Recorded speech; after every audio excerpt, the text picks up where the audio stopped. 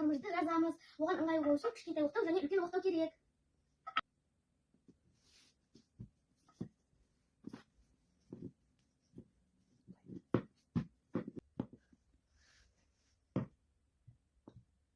Осылай атаздан айналдырып жазып шығамыз, сонда формасы әдемі болады.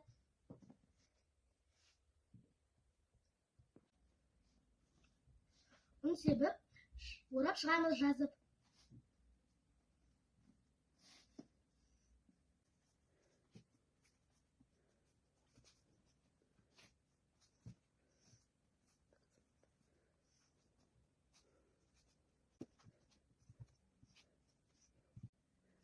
Ортада жеткен.